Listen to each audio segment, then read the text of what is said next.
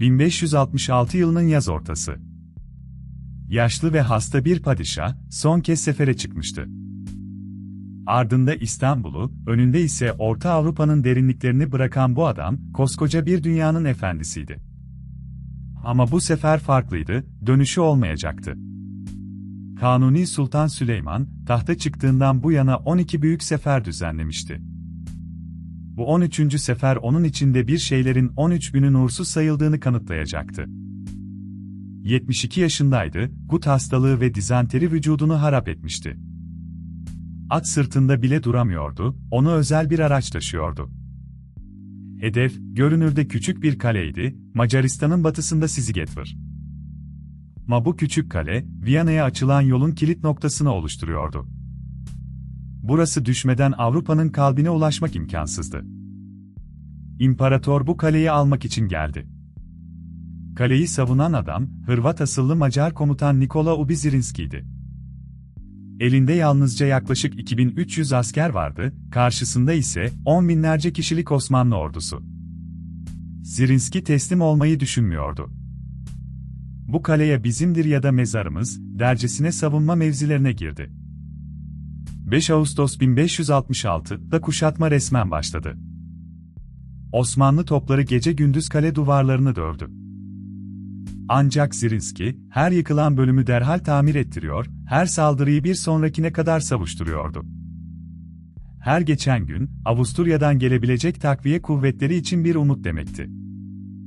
Osmanlı ordusu kademeli olarak kalenin dış bölümlerini ele geçiriyordu. Ama her kazanılan metre, büyük kayıplarla geliyordu. Zirinski'nin askerleri, sayıca çok üstün bir düşmana karşı stratejik bir zaman savaşı veriyordu. Kuşatma uzadıkça, Osmanlı komuta kademesindeki gerginlik de artıyordu. Çadır karargahta ise tablo çok daha karanlıktı. Kanuni Sultan Süleyman'ın sağlığı her geçen gün bozuluyordu. Saray tabipleri çaresiz, hastalık geri dönüşsüz ilerliyordu. Bir padişah, fethedebileceği son kaleyi görmek için son gücünü harcıyordu. 5 Eylül 1566 gecesi, imparatorluk tarihinin en kritik saatlerinden biri yaşandı. Kanuni Sultan Süleyman, 5 ile 6 Eylül gecesi hayata gözlerini yumdu. Kale henüz düşmemişti. Haber yayılırsa ne olurdu? Bu sorunun cevabı, her şeyi değiştirebilirdi. Sadrazam Sokollu Mehmet Paşa, ölüm haberini aldığı anda buz gibi bir kararlılıkla hareket etti. Devlet adamlığının en sert sınavını veriyordu.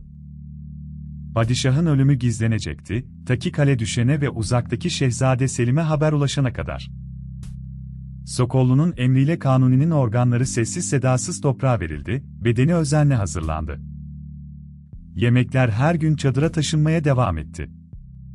Haberciler çadırdan çıkarak emirler iletti. Sanki Kanuni Sultan Süleyman hala yaşıyor ve ordusunu komuta ediyordu. Ordunun morali korunmuştu. Düşman ise hiçbir şeyden habersizdi. İç kale artık alevler içindeydi, Zirinski'nin elinde kalan savunma hattı da giderek daralıyordu. Yardım gelmeyecekti, bu artık herkes tarafından biliniyordu. 7 Eylül 1566 sabahı, Nikola Ubizirinski tarihin en cesur kararlarından birini verdi.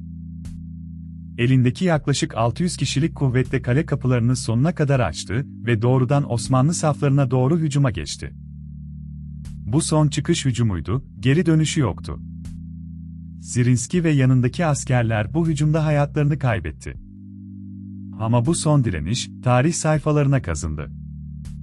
Küçük bir garnizon, dünyanın o dönemdeki en güçlü ordusunu haftalarca oyalamıştı. Onların ölümü boşuna değildi. Kale nihayet düşmüştü. Ama bu zafer, çok yüksek bir bedelle gelmişti. Çeşitli tahminlere göre Osmanlı ordusu, bu kuşatmada 20.000 ile 30.000 arasında asker kaybetmişti. Küçük Sizigetvar, imparatorluğun kanını yıllar öncesinden yazmıştı sanki. Kale düştükten sonra Sokollu Mehmet Paşa, harekete geçti. Şehzade Selim'e haberci gönderildi, ancak padişahın ölümü ordunun geneline, ancak veliahtın yola çıktığı teyit edilince duyuruldu. Haber yayıldığında ordunun içinde derin bir sarsıntı yaşandı. Kanuni Sultan Süleyman'ın bedeni, iç organları Sizigetvır toprağına bırakılarak İstanbul'a doğru yola çıkarıldı. Uzun yol boyunca, komuta heyeti ölümü saklamaya devam etti, tıpkı bir devlet sırrı gibi. Tarihin belki de en uzun soluklu siyasi gizleme operasyonlarından biriydi. Tarihin ironisi şurada yatar, Kanuni hayatının son yıllarını Avrupa'yı fethetme hayaliyle geçirmişti. Sizigetvır bu hayalin son durağı oldu. Ölümünden sonra bile komuta etmişçesine tarihe geçen bu padişah, imparatorluğunun kaderini son nefesine kadar omuzlamıştı. Bugün Macaristan'daki Sizigetvır kasabasında ve Hırvatistan'da Zrinski, bir milli kahraman olarak anılmaktadır.